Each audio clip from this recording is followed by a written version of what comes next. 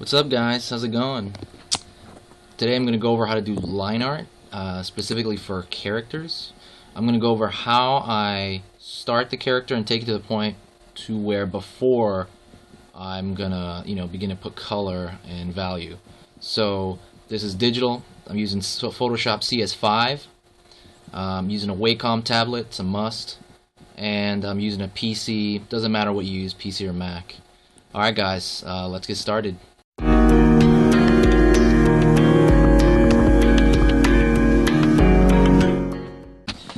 Alright, so this video is played on fast motion to kind of save time here. I'm going in immediately with my first layer and I'm going to put in broad proportions. I'm going to put in rhythms of the face, the line. I'm trying to think in 3D. When you're drawing anything, you're really thinking in 3 dimensions because you're going to see how it's going to take up the space, what kind of weight the character is going to have. This character is going to be armored male, essentially, kind of a more medieval look. I'm not really going off a specific concept. I didn't do any comps for this either, so this is kind of just off the cuff. I'm changing things as I go along. I'm continuing to add things here. Kind of typically, I'm not. Like I said, I'm thinking I want one of his hands to be a lot bigger than the other. And that kind of comes from, I'm thinking different kinds of crabs. Have one claw way gigantic and the other one's about normal. So I'm still trying to split it. I'm actually going to the second layer now. Remember, this is on fast motion. And I lightened up the first layer, I lightened it. I turned the opacity down to 30%, something like that. And now I'm going on another layer. So I have that skeleton underneath. And I'm going over with some more detail. Going into his face more. The reason for the first layer is it kind of solves all the proportional issues, at least most of them. And right now I'm still kind of messing around with design. I want to put a face into his shoulder. It's always cool. I love monsters, so I thought I'd try to throw monsters even into my human characters. I'll try to throw some monster aspect in there. And I'm actually slowly erasing the layer underneath. I switch back to the layer underneath and I try to erase it.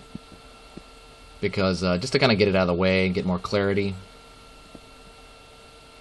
Going into that weapon, I'm not really sure what it is either. Normally I would plan the story before I do anything on the character, but right now this is mostly sketching.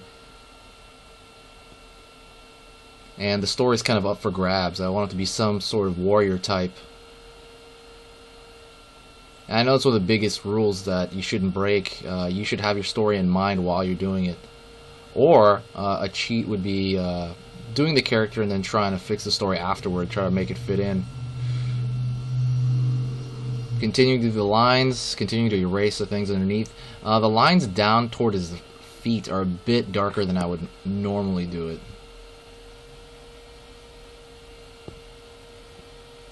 Continuing to kind of like make sure, let me see, both sides match, at least around his waist. One arm's going to be a lot smaller. I thought this pose for the foot's a little awkward, so I'm trying to give it structure, trying to think of it in as a box, as small boxes, kind of moved around. It needs, sorry about that. It needs more structure, so I'm throwing in more armor in there to kind of like straighten it out. Otherwise, he feels like he's standing on a pillow, or his leg doesn't feel sturdy enough. I'm flipping things around to check out proportion. Changing the pose of the hand really quick. I want to make it a fist because I just think that looks better. The other hand's open. I'd rather make this one closed. And this is getting near the end now. Flipping it around, and all right. Video 2 is soon to come, and that's where I'm going to start coloring it. Alright, check out the next video. See you later, guys.